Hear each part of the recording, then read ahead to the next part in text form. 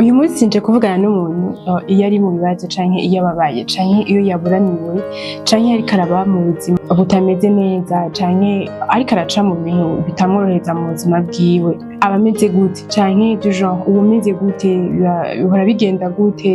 Uregerwa inyuma abantu canke uregera abantu canke urafise uwubwira, urafise wereka akababaro kawe ukamubwira ibikubabaje, ukamubwira ingene uba umerewe kugira ngo ushobore kurondera ubufasha, kugira ngo ushobore kurondera umuntu agufasha muri ivyo bihurimwo, hanyuma ushobore kuruhuka canke ushobore no kuvuga ngo kuronka umuntu akuremesha canke umuntu akubwira ati fata iyi nzira genza uko.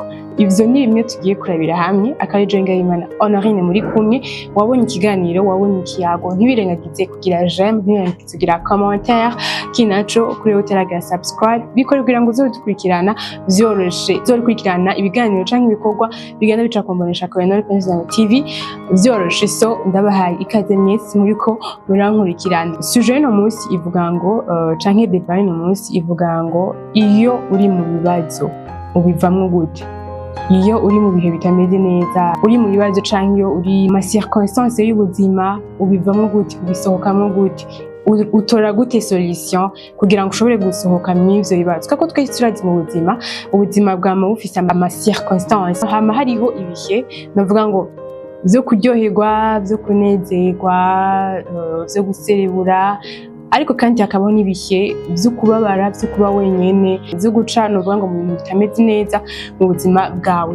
Iyo bishitse ukamenya ivyo bihe vyo kumva umenga ntimeze neza canke vyo kumva umenga ubuzima bwagoranye canke vyo kumva umenga uri mu bibazo vyinshi bidahera, ntumeze neza, uri muri stress canke urababaye nyene, nta muntu ushaka kumva, nta muntu ushaka kubona, ukumva umenga abantu bose ntabo ushaka kubona. Uhora ubigenda gute? Uhora ubisohokamwo gute?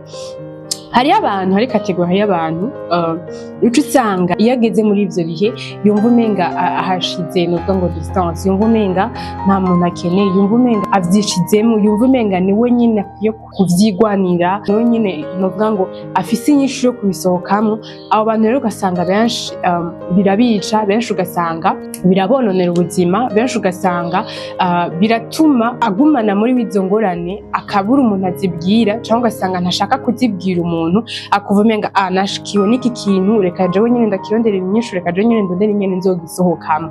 Rero ugasanga biriko biramwica, ugasanga koko uwo muntu ntashoboye kuvyisohokanamwo wenyene, ugasanga koko uwo muntu ntashobora gutora inyishu ari wenyene, arakeneye umuntu amufasha, arakeneye umuntu amuba hafi, arakeneye umuntu amuha impanuro ati genza uku, arakeneye umuntu amubwira ati fata iyi nzira canke ntufate iyi, arakeneye umuntu amubwira ati caha kugira ngo ushobore gusohoka mw'ivyo bibazo.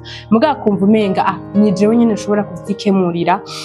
Benshi rero niba musanga ari ba bantu bavuga ngo bama bashavuye, ugasanga n'umuntu iyo ari muri ivyo bintu aja kure y'abantu. Rero hariho ibintu usanga bakora, hari ibintu usanga reaction bagira, ugasanga reaction bagira si nziza, abari babegereye ntibasubira guhuza, nyimba yarafise umugenzi, nyimba yarafise abagenzi, ntibasubira guhuza, ntibasubira kumvikana. Kubera iki? Muri we ariko agwana n'ibintu vy'ukungene yosohoka mu bibazo arimo. Ariko nashaka kubwira uwo muntu canke nashaka kubwira abo bantu, wewe ntuhari wenyene, nturi kw'isi wenyene kugira ngo ushobore kwikemurira ibibazo.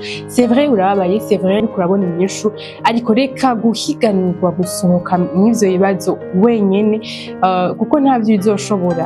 Nubwo uzobishobora ntuzobishobora vyose.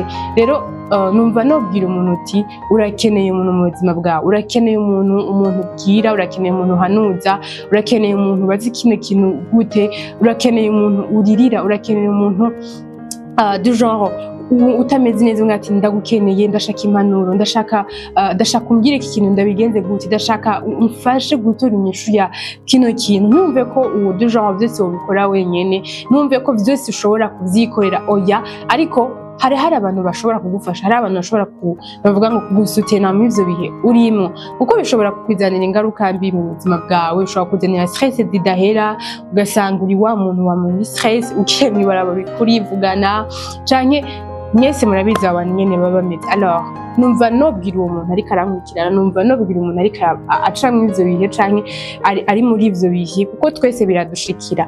Menya ko nturi wenyene, hariho abantu bagukunda, menya ko hari abantu bahari kugira ngo bagufashe. Rero egera abo bantu. Hari umuntu ashobora kuca yibaza ati jewe nta muntu mfise, abantu bose numva ko nobapartage ibintu vyanje, nta muntu numva nobwira ibintu vyanje, nta muntu numva nobwira ati ibintu vyanje bimeze uku n'uku n'uku, fasha, ati jewe nta bantu ncizera. Ariko mu bantu bose c'est vrai ushobora kuba wizeye bose, ariko hariho umuntu umwe peut-être ushobora kumva wobwira ivyo bintu, guserura ibintu biri muri wewe, kurira canke kugira ubibwiye ni intango yo gukira, ni intango yo kubohoka kw'ivyo bintu uburimwo canke kw'ivyo bihe uri kuracamwo. Rero menya ko hariho umuntu hari ku buzima bwawe kugira ngo ashobore kugufasha. Menya ko utihagije wowe nyene, menya ko udashobora kwikorera ibintu vyose mu mwanya wose canke novuga ngo igihe cose uri wenyene, kubera ko igihe cose uzokwama ukeneye umuntu aza atonete kugira ngo ashobore kugufasha gusohoka muri ivyo bintu, ashobore kugufasha kuva muri ivyo bintu. C'est vrai birababaje, umuntu yama akeneye du genre kwigwanira, yama akeneye kumva umenga hariho ibintu nobwira umuntu, hariho ibintu nopartaja umuntu, ariko navuze ni hariho abantu bahari kugira ngo bagufashe. Ushobora kubona ati je nta muntu anyumviriza, jewe nta muntu ahari kugira ngo ashobore kunyumviriza, ariko menya ko raba wa muntu wizeye, wirinde kugwana nayo majwi ariko avugira muri wewe, wirinde kugwana izo ntambara zo muri wewe wenyene, ariko umenye ko ushobora kwizera umuntu cyangwa ushobora kurondera umuntu bibwira kugira ngo ushobore kuruhuka kandi ushobore kuronka inyishu zitandukanye. Bakunze no kuvuga ngo umutwe umwe ntiwigira inama.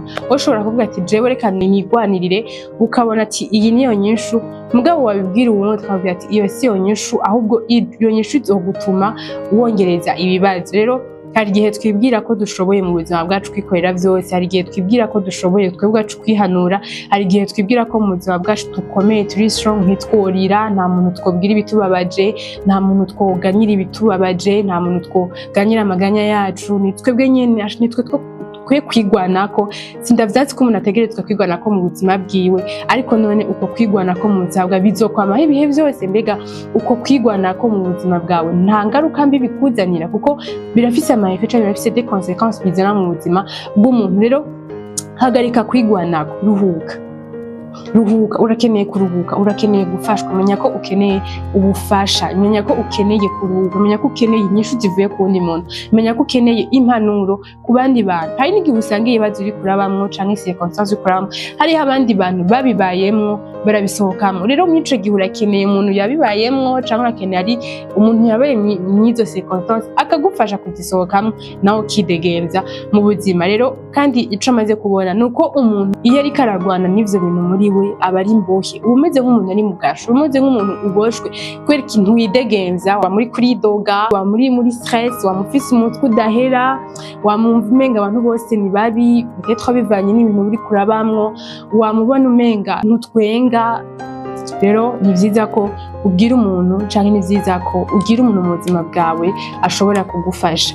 Ikiganiro rero kiri ku musozo, ariko numva nobwira umuntu ariko arankurikirana kugira usohoke mw'ivyo bibazo urimwo, kugira ngo usohoke mw'izo ngorane, mw'izo circonstances, urakeneye umuntu agufata ukuboko, urakeneye umuntu akubwira nti ino nzira niyo, urakeneye umuntu akubwira ati bandaniza hakora ngaha anye gira uku, urakeneye umuntu nubwo atogufasha kubisohokamwo, ariko urakeneye umuntu uruhukirako, urakeneye umuntu uganyira kugira ngo ashobore no kukuremesha, ashobore no kubwira ati burya je mbona vyogenda uko bikagenda uko. Wamumenya ko wowe ubwawe ntibishoboye, wowe ubwawe ntaco ushobora kwikorera wenyene.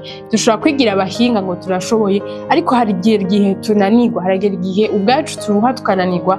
Rero ndikona ko dushoboye, twirinde kubabara cane, kandi dufise abantu bodufasha, bodushigikira, bodufata ukuboko ibintu bikagenda neza. So shimira umuntu wese yankurikiranye, shimira abakurikiranye kino kiyago, nizere ko izo ngorane utagiye kuzigumizamwo wenyene, ariko ugiye novuga ngo kurondera umuntu, ugiye kugira umuntu mu buzima bwawe, umuntu uhanura, umuntu agufasha, umuntu agufata ukuboko, akubwira bandanya, akubwira ati je mbona vyogenda uko, mbona ko bisohokamwo uku, kandi wowe ntiwishoboye, ntushobora kubikorera vyose icarimwe. So numva nobifuriza kubandanya mugubwa neza, mugirirwa neza mu vyanyu no mu banyu. Mwaraheze.